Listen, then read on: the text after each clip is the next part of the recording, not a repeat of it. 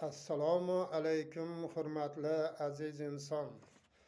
Oldingi qo'llanmada otashli sinovni insonga qanday kelishi haqida tushunchaga ega bo'ldingiz.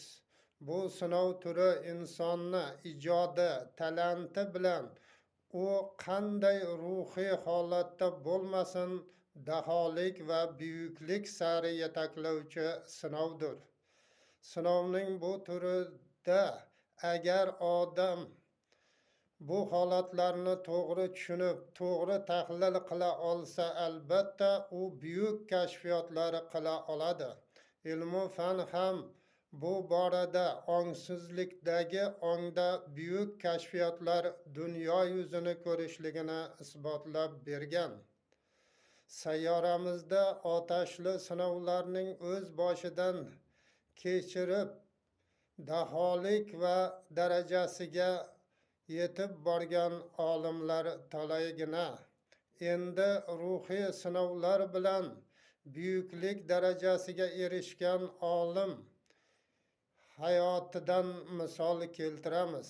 Bizga yaqin yillarda yashab o'tgan Nobel mukofoti sovrindori buyuk matematik olim Jon Nesh 30 yil turli ruhiy shifoxonalarda davolansa ham o'z ijodini to'xtatmasdan oxir oqibat ruhiy holatda olib borgan ilmiy ishlari, yaratgan yangi kashfiyotlari uchun eng oliy mukofot Nobel mukofoti bilan taqdirlanadi.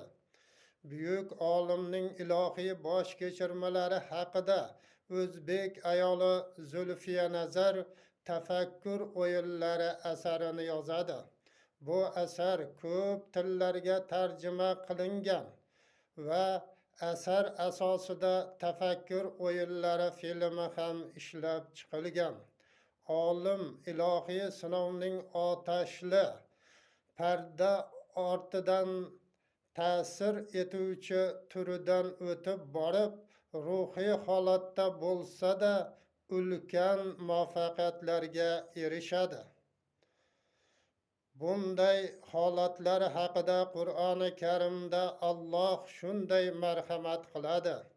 Inson bilan Alloh bevosita so'zlashishi mumkin emas, faqat vahiy yuborib, yo parda ortidan yoki elchi farishta bilan xohlagan narsasini